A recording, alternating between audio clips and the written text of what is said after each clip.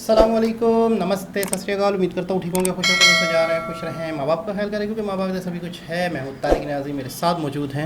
अस्सलाम वालेकुम, नमस्ते, सत श्री अकाल। मैं हूँ मुस्कान खान। और दोस्तों, आप लोग कैसे हैं? सब खैरियत से हैं? और कैसा दिन गुजर रहे हैं? क्या करें आप लोग इंडिया में? और इंडिया में इस वक्त क्या टाइम हो रहा होगा? और इंडिया में क्या क्या हो रहे हैं हमें आप लाइव जा रही हो? बताएं। आप लाइव बात कर रही हो?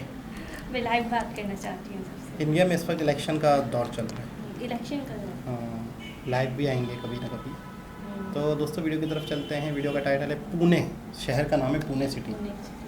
Top 15 tourist place in Pune. 15 ऐसी जगह पुणे में जो घूमने के काबिल हैं। Pune tourist place, Pune tour guides blog, Pune Maharashtra. तो देखते हैं इस वीडियो को कि कौन कौन सी जगह हैं पुणे में जो विज़िट करने लोग आते हैं। स्टार्ट करते हैं वीडियो को। सही, आप उठा बैठेंगे, ये तो सज़ा है आपको। बैठो बैठो, बंद करो।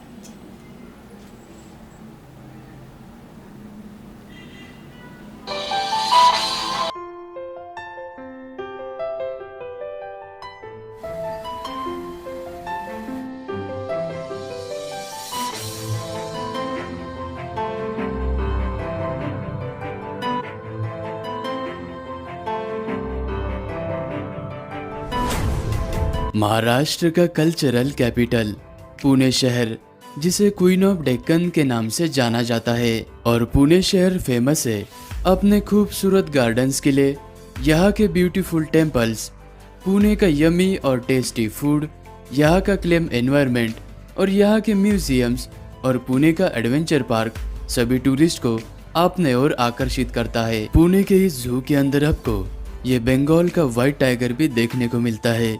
और यहाँ पर आपको टूरिस्ट प्लेसेस के साथ ही में हिस्टोरिकल हेरिटेज प्लेसेस भी देखने को मिलते हैं, जैसे कि ये मस्तानी का महल।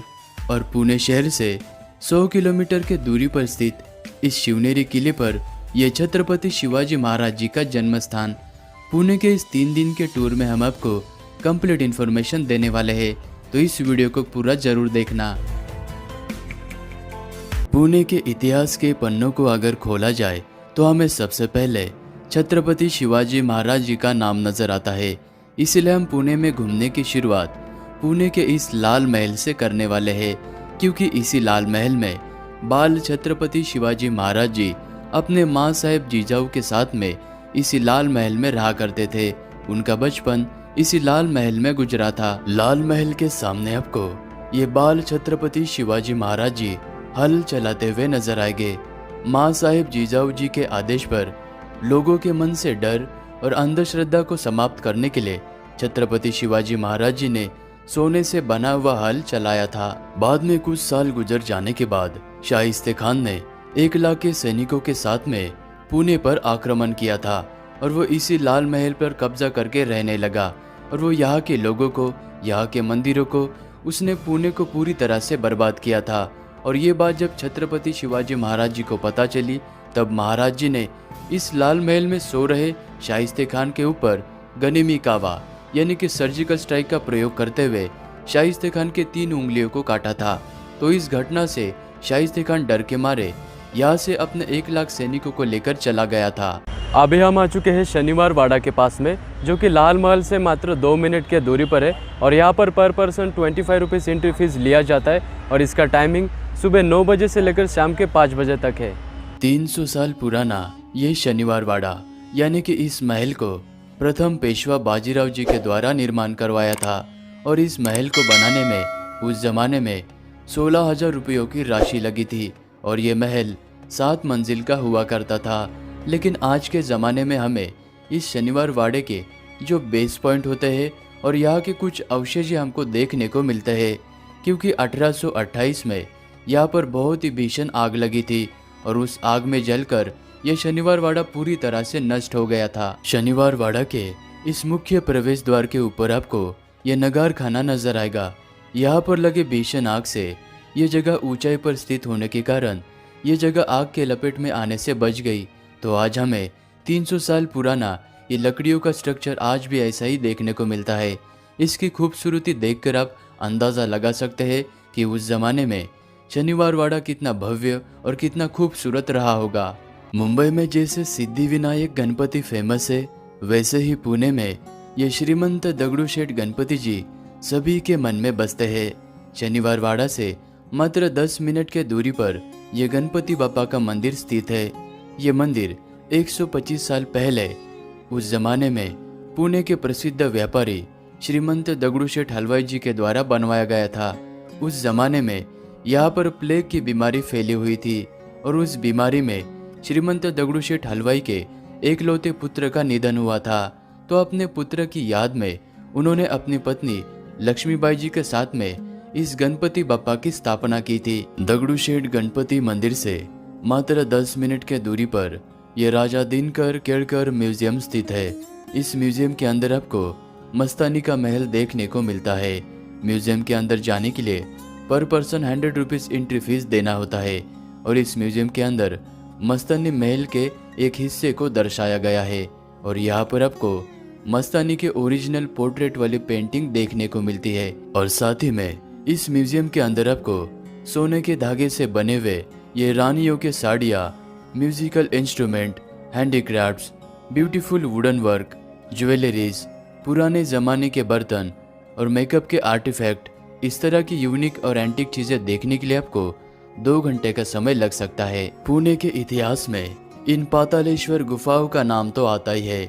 शनिवार वाड़ा से 1 किलोमीटर के दूरी पर स्थित इन पातालेश्वर की गुफाओं को 8वीं शताब्दी में राष्ट्रकूट राजा के द्वारा निर्माण कराया गया था। इन गुफाओं को प्राकृतिक रूप से बने हुए पत्थर की बड़ी सी चट्टान को फोड़कर और कार्विंग करते हुए बनाया गया है।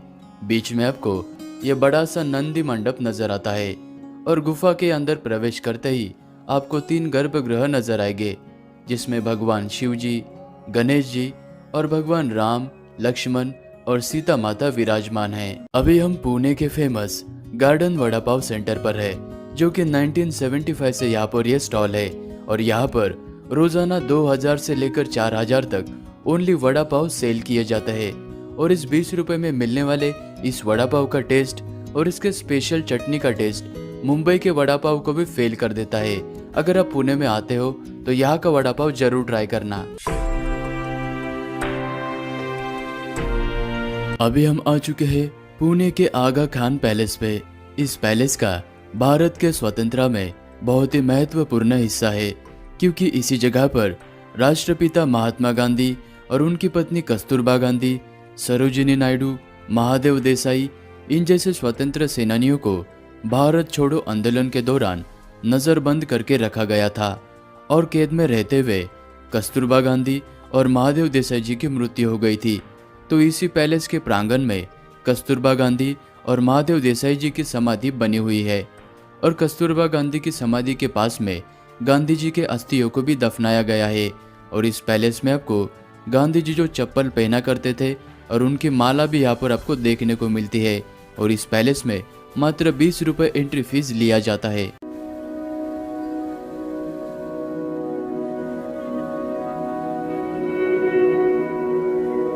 पुणे को एक्सप्लोर करते हुए अब पुणे में डे 1 की एंडिंग पुणे के इस फ्रेंडशिप ओकायामा गार्डन में कर सकते हैं।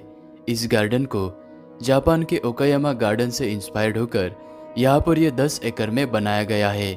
यहाँ पर आपको खूबसूरत walkways, greenery, fountains, beautiful waterfalls, peaceful environment में आप अपने फैमिली, फ्रेंड्स के साथ में या फिर मेरी तरह अकेले भी आ सकते हैं। और यहाँ पर ओनली 5 रुपीज़ एंट्री फीस लिया जाता है। और ये गार्डन सुबह 6:30 बजे से लेकर 10 बजे तक और शाम को 4 बजे से लेकर 8 बजे तक टूरिस्ट के लिए ओपन रहता है।